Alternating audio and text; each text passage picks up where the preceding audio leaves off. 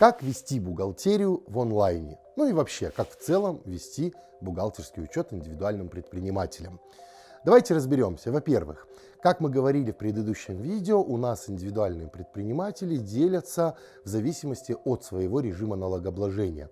Те, кто работают на патенте и упрощенном режиме налогообложения, обязаны вести налоговый учет, а те, кто работает на общеустановленном режиме, должны вести уже бухгалтерский учет. В чем вообще взаимосвязь и чем отличаются налоговый учет от бухгалтерского учета? В налоговом учете предпринимателю достаточно ввести все первичные документы, это счет, счет-фактура, накладная, акт выполненных работ, и вести регистры, то есть в них мы фиксируем весь наш доход и то, на что мы тратим деньги. То есть это, так скажем, какие-то журналы, которые можно вести вручную, в Excel, либо через какую-нибудь программу онлайн-бухгалтерии. Общеустановленный режим, он же ведет всю ту же документацию, что налоговый учет, но на все ему нужны подтверждающие документы. То есть если он что-то покупает, чтобы списать и меньше платить налогов, он должен брать у того, у кого закупает товар, счет-фактуру в обязательном порядке, чек и все необходимые документы. То есть только так он может подтвердить свои затраты и, следовательно, меньше заплатить налогов. Давайте поговорим все-таки о патенте и упрощенном режиме налогообложения, так как они самые распространенные. Что вам необходимо? Вы можете принимать наличную и безналичную оплату, но когда у вас закупают компания и хочет оплатить безналом, вам необходимо выставить счет на оплату. То есть там пишется, за что вам платят, какая сумма и ваши банковские реквизиты. После того, как компания оплатила, вы должны выдать покупателю, кто у вас покупает товар или услуги, счет-фактуру. Счет-фактура – это уже подтверждение факта оплаты, и счет-фактура бывает в нескольких видов. Это обычная счет-фактура и СФЭ – электронная счет-фактура.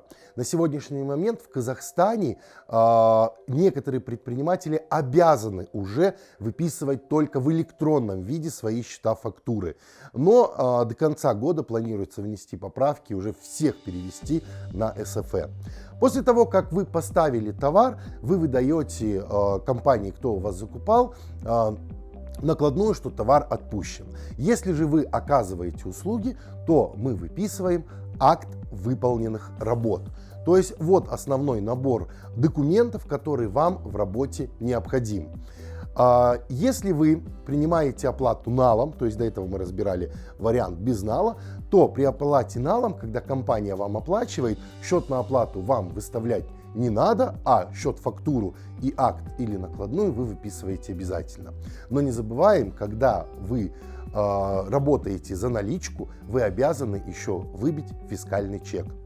На сегодняшний момент, чтобы на патенте и на упрощенке вести весь этот налоговый учет и выписывать документы, вам не обязательно пользоваться услугами бухгалтера, потому что сегодня в Казахстане существуют всевозможные онлайн-сервисы по ведению бухгалтерии. То есть если на общеустановленном режиме мы чаще всего привыкли слышать 1С, хотя 1С сейчас тоже бывает облачным продуктом, но 1С это все же достаточно сложная программа, и в ней чаще всего могут хорошо разбираться только бухгалтера. Предпринимателю достаточно сложно вникнуть в терминологию и в проводки, которые есть в 1С. Но для патента и упрощенного режима вам 1С не нужна. Такой обязанности у вас нет. Сегодня в Казахстане существует десяток всевозможных программ, которые помогают предпринимателю легко вести свою бухгалтерию. Причем в онлайне. В чем преимущество онлайна? Что где вы бы ни находились, вы всегда сможете выписать необходимые документы за считанные минуты. Онлайн-бухгалтерия для бизнеса, она действительно облегченно, интуитивно понятна для любого предпринимателя.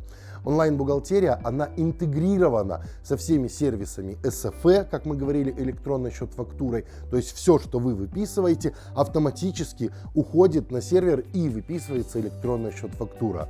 Причем в онлайн-бухгалтерии, которая сегодня предлагается рынком, есть интеграция по формированию и отправке сразу 910 формы отчета, который вы должны сдавать раз в полугодие в налоговую. То есть вам, опять же, не понадобится бухгалтер, чтобы составить и отправить отчет. Как выбрать онлайн-бухгалтерию? То есть я на сегодняшний момент могу, так скажем, сказать программы, с которыми я работал и знаю, что действительно очень удобный сервис, но вы можете протестить и выбрать себе удобную. Одна из, так скажем, программ онлайн-бухгалтерии — это Бухта KZ, вы можете найти их в интернете, и Мой учет KZ.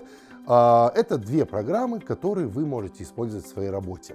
На самом деле сильно они не различаются, потому что там есть одинаковый набор функций, который вам нужен в работе, потому что мы отходим от стандартных бухгалтерских документов, и они не могут выглядеть по-другому.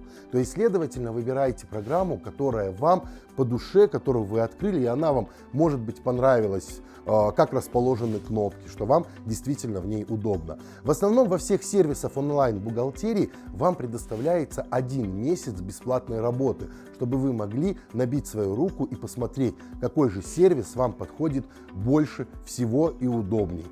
Оффлайн-бухгалтерия, она тоже иногда нужна в работе, когда вы уже достигаете определенных оборотов и сами не справляетесь с тем, чтобы выписывать все документы. Тогда вы обращаетесь либо в какие-то консалтинговые компании, либо нанимаете приходящего бухгалтера, или вообще берете в штат бухгалтера. В этом случае вы уже потихонечку набираете обороты и переходите, скорее всего, на общеустановленный режим и начинаете работать на 1С, потому что вам необходимо, помимо выписки в документах, которые мы говорили, вести целиком бухгалтерский учет.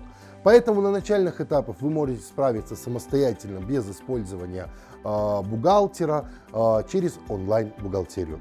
С вами был Дмитрий Казанцев, эксперт по налогам.